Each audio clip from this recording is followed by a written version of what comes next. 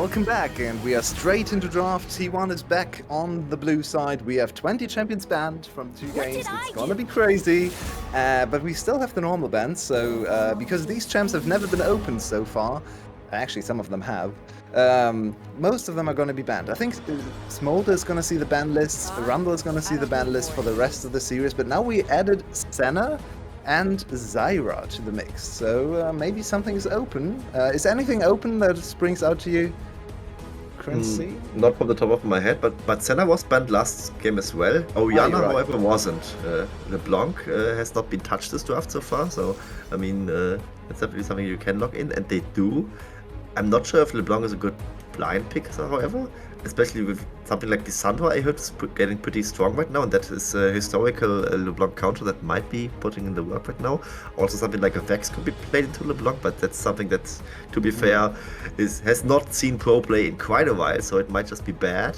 As of course, like Avi versus LeBlanc, however, as far as I know, it's actually been LeBlanc favorite in recent times, so it might just be something that's something like a self-counter for the first few minutes of the game at least. But if LeBlanc doesn't snowball, I think Ari does quite well into it, because I mean, Distortion is somewhat telegraphed where she really goes to, and Ari can just use the charm to really like land damage onto the LeBlanc side. So the later the game goes, and if it goes even between the two, Ari should be favored there. And Ezreal is actually still available, so they snatch up the ADC. I think ADC is one of the positions where it's most critical. You actually secure a decent AD carry. We have seen some Sivir play in some of the other leagues. I think it was even LCK qualification, Worlds qualification. Ashe, of course, is also still available, so we still have some decent AD carries.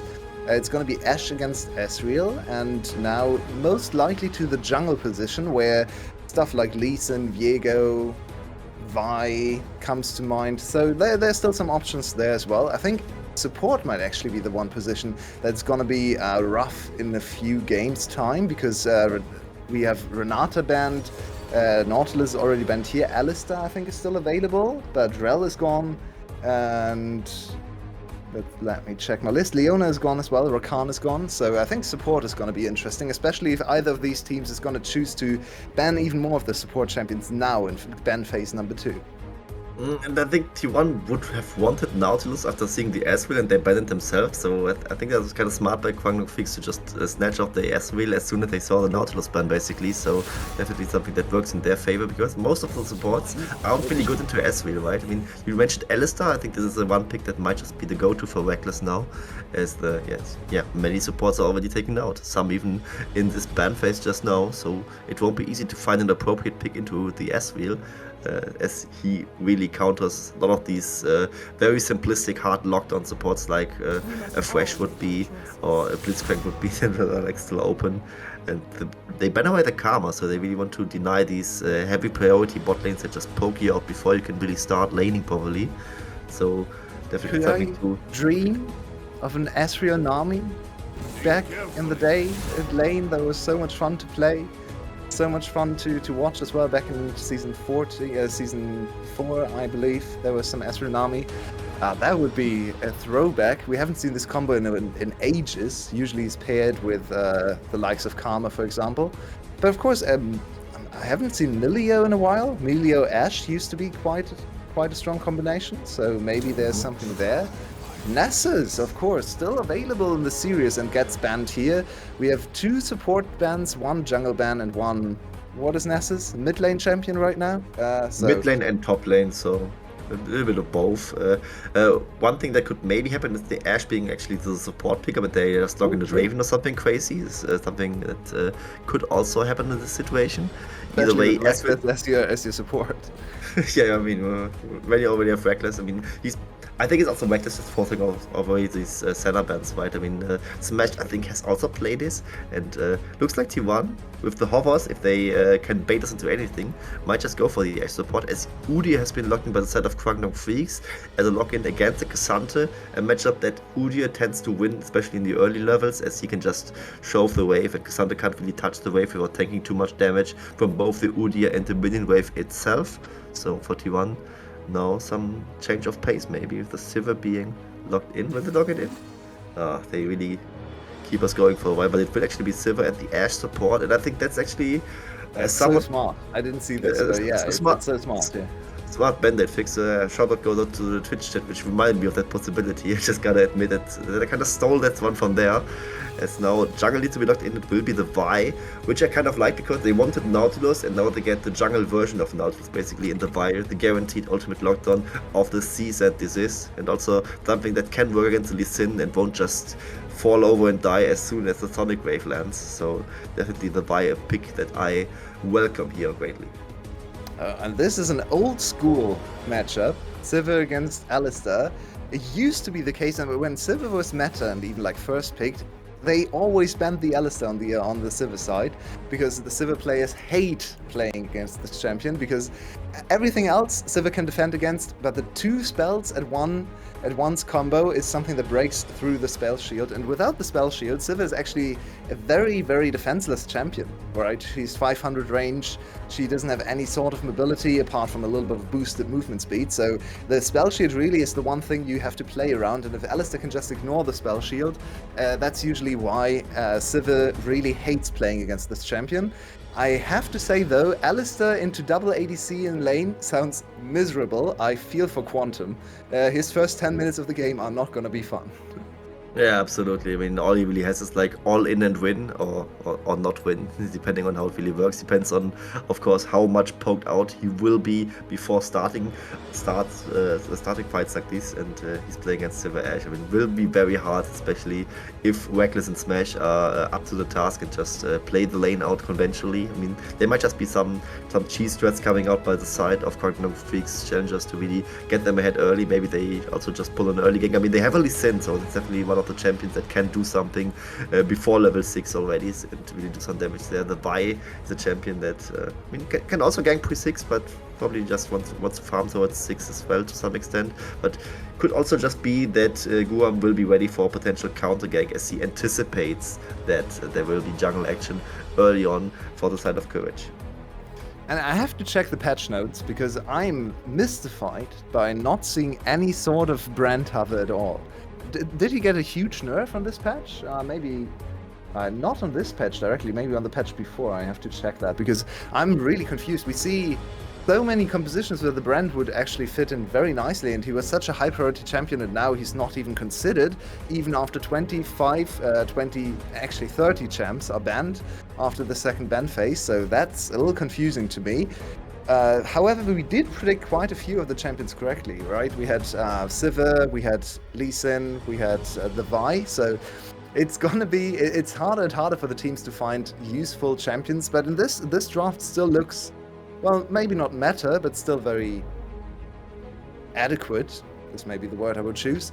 So I'm excited for game number 4 when we go there, because then we're gonna really see some weird little picks.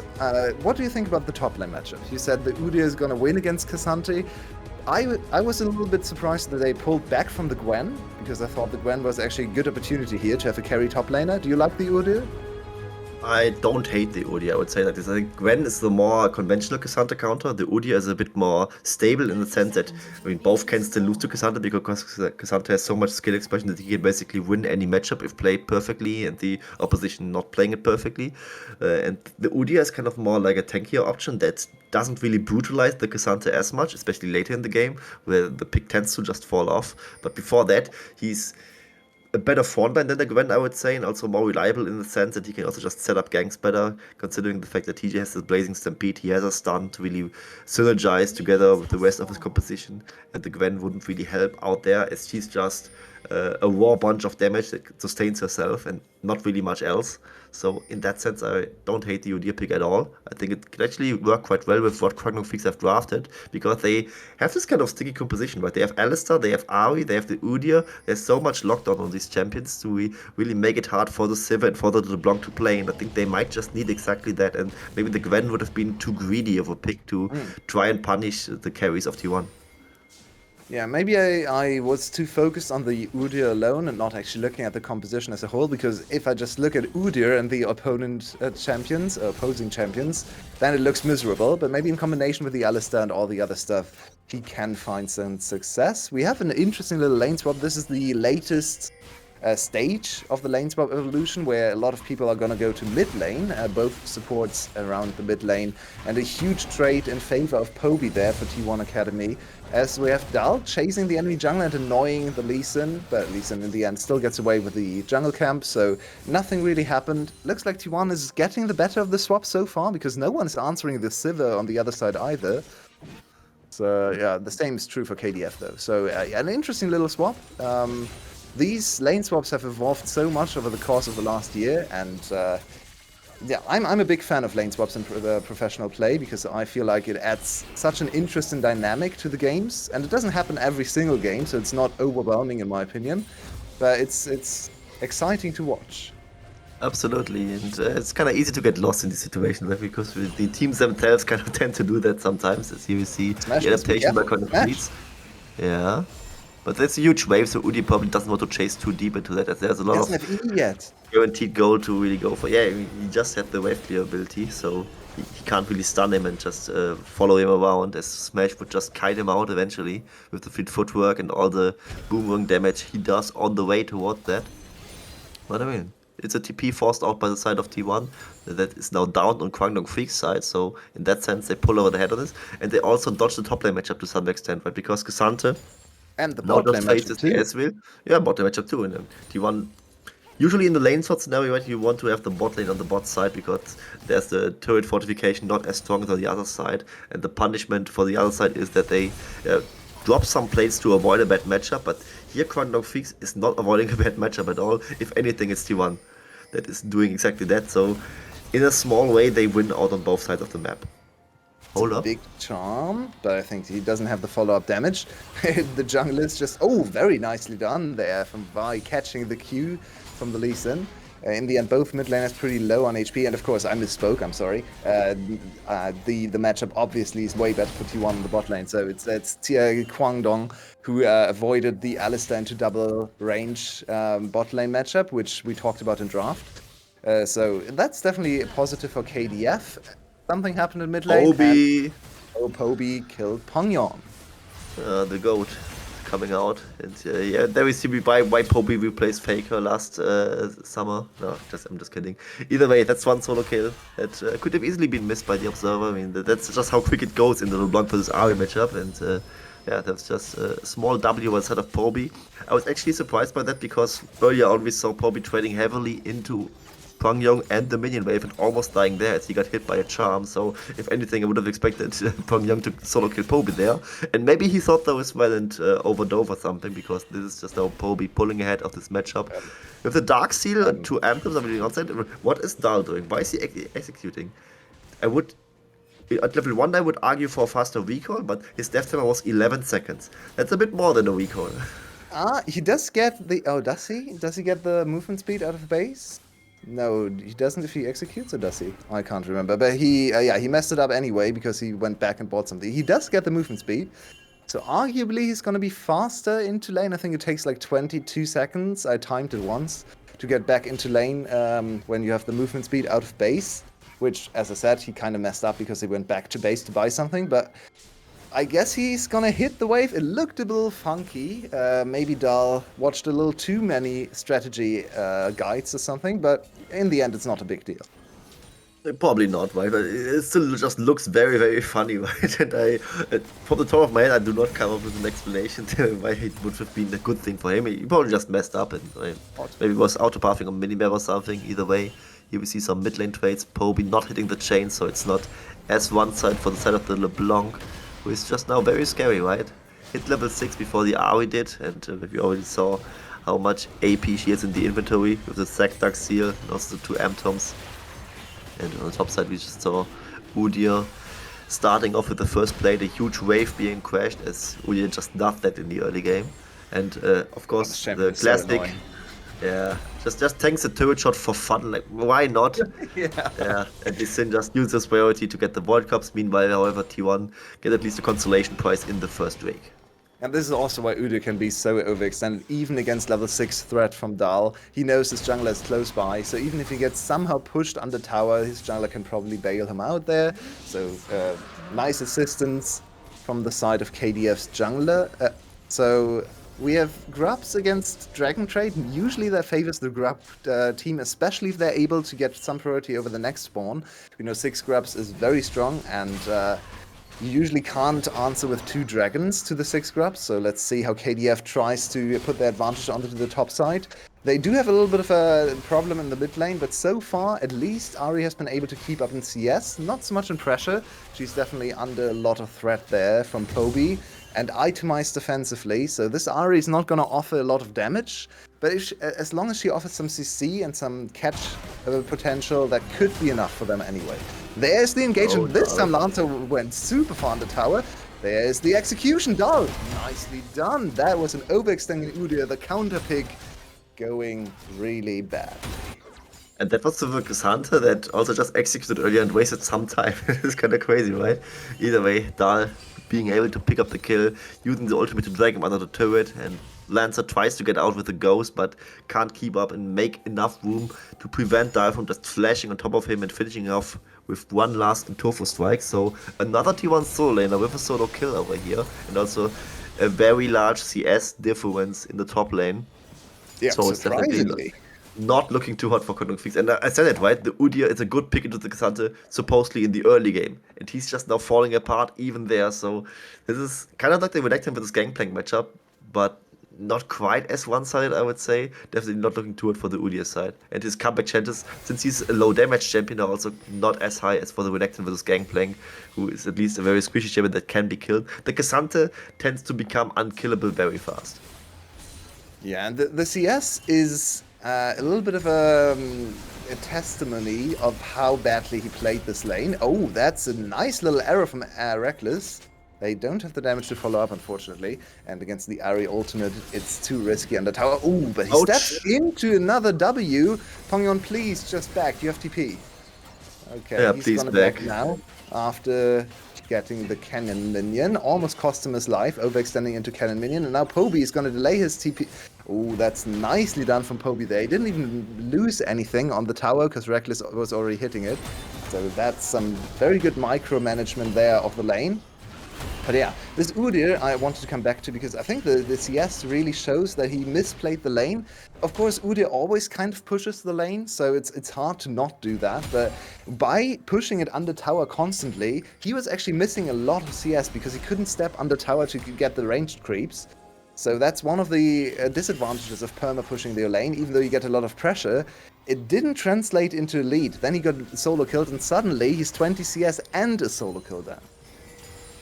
And also kind of impressive that Dahl was able to CS so well under turret. I mean, usually, of course, yeah, you tend to miss at least some of those if you get pushed in so far. And he was able to do that while also solo killing him in between those time windows. So definitely something that can be applauded here. So here we see one hawk shot coming up by the side of Reckless to spot that Courage is actually on the top side Scuttle Crab. And yeah, in the mid lane, meanwhile, the Vi locked down pretty good, of course. I mean, in the 1v1, he was already struggling. The 1v2 is even harder for the side of Pyongyang, and he falls again, this time to Guwon. So this now is also kind of a worst case scenario for Kwangdong Freecs because now the jungler also gets one kill. It would be scary if LeBlanc gets a kill, but getting the lead spread out and also onto the jungler who can now accelerate the tempo on the whole map is even more disgusting.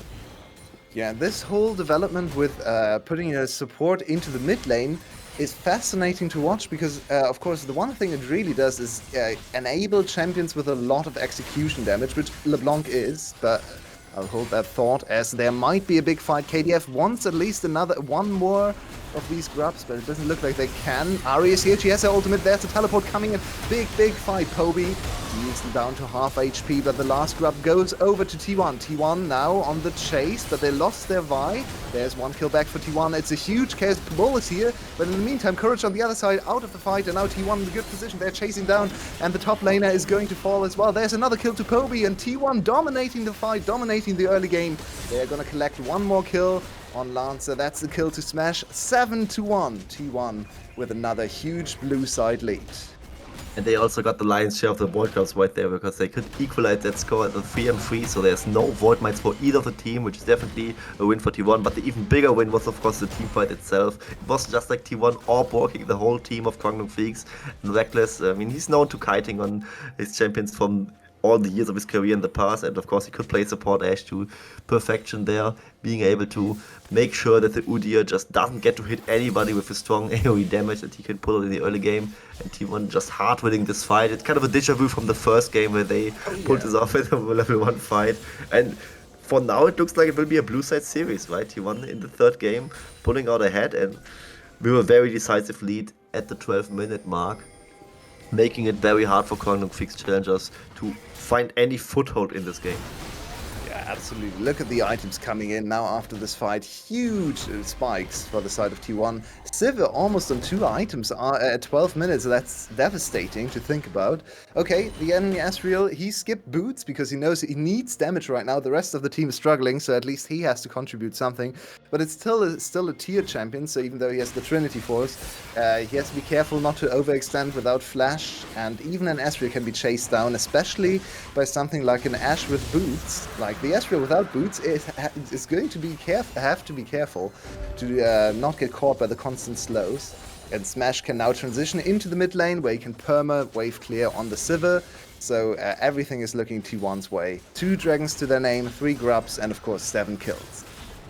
Yeah, it's just as symptom and cause at the same time for the side of Bull, right? I mean, he doesn't really have the movement speed, and I wonder if he's even faster with the arcane shift away against the Sivir with like Zeal and on the hunt being popped, just running at him. He probably just can't make enough distance if he ever gets caught by a single frost shot by the side of Reckless. So it's definitely very dangerous for Bull. But if he wouldn't be the one building damage, I mean, who would, right? Because the AoE is on Merc Threats and the Lost Chapter and the Codex. The game is 40 minutes in, while Poby's already on the Luden's companion and the penetration boost. So strong right now in this fight. Maybe he's getting caught though. Okay, there's the execution from the second part of Courage's Q. At least 1 kill back to the Lee Sin. He's the only one with the positive score right now on this team, and he is gonna be the one who has to find any openings to get them back into the game. I mean, he's the only one who's getting kills at all for Freecs challengers for now, so definitely he's the one player to look out for. Yeah, and he's also the one who can maybe facilitate more of those plays, because this Ari versus LeBlanc matchup thing is not working out for them. I said in drafts it's LeBlanc favored in the early game, and it absolutely was, but Kwangdong just got destroyed by Poby, all honestly. I mean, it's not that one-sided, or at least not supposed to be, and if it's going on like this, he won't ever find a way to deal damage in this game. I mean, he's constantly just itemizing also in the way so he just doesn't get destroyed any harder. Meanwhile, we see Gubon on the other side of the map just collecting this Rift Herald, which allows T1 to further open the map in this game, or to even start opening the map, because all turrets are still standing for the side of Kwangdong Freecs, which means a lot of standing gold potentially for T1 to take. Can they even kill the Cassandra? I think they might. He is in his ultimate form. He might have to go back to the more tanky form, but he just stays in ultimate form, stays squishy, and the kill goes to Quantum with his Ignite. But in the meantime, T1 is gonna get 1 tower in the top lane, so still a positive. Oh, unfortunately, that Herald died when Reckless was already inside, so they can't get another charge. This means they can't really push forward into the second tower. On the other side, Lancer is not going to have the damage checks to get the tower back, and now he has to run very quickly. Run. Activate that bear form, which doesn't look like a bear on this skin. Yeah, he gets out though. Like, double distortion was used by Poby to try and go for the kill, but eventually he can't make up enough distance to just get onto the ghosting Udyr, who also uses movement spell from the basic kit, so he's still fine over there despite being 100 HP. And yeah, Dahl just took one for the team, having a kind of a good death, because he's still bought enough time to allow T1 Academy to get the first turret on the other side of the map. Poby now prone to getting dove, but he can clear out the wave, and also has a DP coming out as reinforcement. Yep. He will be fine, but will Kwangdong Freecs be fine? The question, the Ashe arrow is coming in, and he'll engage out toward the AoE, but she can Spirit Rush out for now, but who cannot Spirit Rush out is the Alistair, dead at the cow supposedly. It will take a while, but probably Smash will clean up this kill with 1 more Boomong Blade, as meanwhile we saw Poby just killing Pyongyang again. It's a 2-4-0 for the side of T1. Yeah, T1 is certainly the dominance. A little too far forward for KDF. They kind of have to go for these kind of plays, as we already touched on in game number 1. They're very far behind, and this is the same situation again. There was an objective bounty which looked very, very juicy. They really wanted that extra gold, which just spawned, and they overextended and feed 2 more kills to T1 Academy. which is now sitting at a 6k gold lead. Yet again, a super dominant game. Today we didn't have a single close game so far, even though it's a fearless draft. These champions maybe aren't the most played champions on either side, but all the blue side games so far have been very dominant, and especially for the T1 games 1 and 3. They have found so many kills in the early game that it's almost impossible to imagine KDF coming back. It really is, but here we see a 2v2 skirmish from the top lane and junglers, and doesn't look too hot for the side of Courage at least. He used the mobility spell and now he almost executes Roland over there, but now Dahl is going all out trying to kill Courage and actually find the kill. The Ash arrow from Reckless goes wide, not connecting onto Lancer, so he gets to go out. But does Bull, his Architect is down, his Flash is down as well, and Proby still has one spell. It's not enough to finish off the kill on that side. And also... He has boots now, so he can actually run away, so... Few minutes ago, he would have probably died to the LeBlanc there. Boots are quite important in this game. Oh, absolutely, they are. And also, Reckless wasn't around for that one, so he couldn't really frost shot him and make it hard for him to escape. So he still gets to go out of this one. I mean, Kwangdong is having such a rough game. He's 0-5 against the LeBlanc with 5 kills now. Earlier on, we saw in the gold differential that he was down almost 3k gold, which, yeah, isn't looking any better right now. 2.5k. It's not that outrageous. I mean, it kind of is.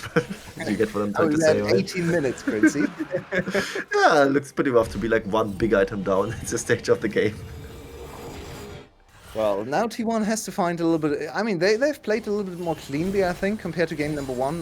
They have been able to just stamp down their authority and advance their vision line slowly but surely, get all the other towers. So it's pretty much textbook League of Legends. Next step would be the Baron plus the Soul. Baron is spawning in 1.5 minutes and the Soul in 4.5 minutes. So there's a nice little delay between the two. They can either try to set up both objectives and make the enemies choose which one they want to contest, which is a valid strategy, especially when you are at Soul Point, or they can just go into the top side jungle of KDF and prepare for Baron. Both are viable strategies. Let's see what T1 wants to go for. Yeah, let's see. I mean, Cloud Soul potentially spawning in 4 minutes, and I think that's a team that can profit quite heavily off the Cloud Soul. As here we see the next skirmish coming out. Enchant Crystal Arrow landing onto Cute, but he's the one member that can probably survive it decently, aside from the Udyr, and he is surviving that one for sure. Who's not surviving this one is, of course, Quantum, who has to take one for the team again, dying for his team mistakes, or to some extent also his own mistake, I dare say, because why is he even there? You're not 5,000 gold up, you're 5,000 gold down. Play accordingly, position accordingly. And this is a very good pick by the side of T1, also forcing out some ultimates over there. Of course, Baron yet to be spawned. Yeah, but it's not the end of the world for Kwangdong Freecs. The end of the world was the fight earlier. But this one not helping them either, I dare say, to come back into this game. Yeah, definitely not. On the other side, at this point you're so far down, one more kill doesn't really matter. Obviously it's never good to give up your support, but yeah, it's not the biggest swing ever. It does get Smash even closer to his third item. Look at this scary Sivir. At this point, the Alistar is scared of the Sivir, not the other way around. So now it's time for Baron to get there. This is once again the airport dragon, Baron, so... maybe a little annoying for T1 in this game, because it always gives a little bit of an opportunity, especially for champs like Udyr, like Ahri, like Lee Sin. All these champs like close corridors, and there's an attempt from the Ahri on top of the Reckless. Reckless goes down. Now it's a 4v5 on the map, but still there's a lot of gold on the T1 members, and they are here to fight. That Smash, he follows up with so many auto attacks. Oh, Courage somehow stays alive, but the Red Buff executes him, and that is gonna be game over in game number 3 as they win the team fight and go straight to Baron. I mean, it's not literally game over, but close to it, I would say. They get Reckless on the side of Kwangdong Freecs, but they tunnel so much into actually killing him. Reckless not even using his flag this one, as he just accepts his fate. And we will see in the bot lane, Lancer duking it out together with Dahl, and I think Dahl should be okay here. Next rotation of spells. He just missed an important It doesn't matter anyway. He's Cassandra, he's ahead, he just destroyed the Udyr. So it's basically a delayed ace for the side of T1 and also the Baron. And they only had to drop Reckless live once for this one. Definitely something that they are happy about. I mean, they got Reckless, but it cost them literally everything. Smash could just run them down with the on the hunt, and the rest of the team followed suit. So a lot of kills for T1 and also the most important objective with the Baron. Yeah, now you got the absolute dream situation where you got Baron before the soul even spawns. You have strong solo laners who can just go to the side lane, use your Baron buff, apply it to all the waves, and slowly chip away at the towers, while your jungler just goes to finish the dragon once it spawns. So they shouldn't even really invest much time or resources at securing the soul, because the jungler can just do this on his own. Or they just run down all the waves and delay the soul by a few minutes, but just get the inhibitor. That is also absolutely valid.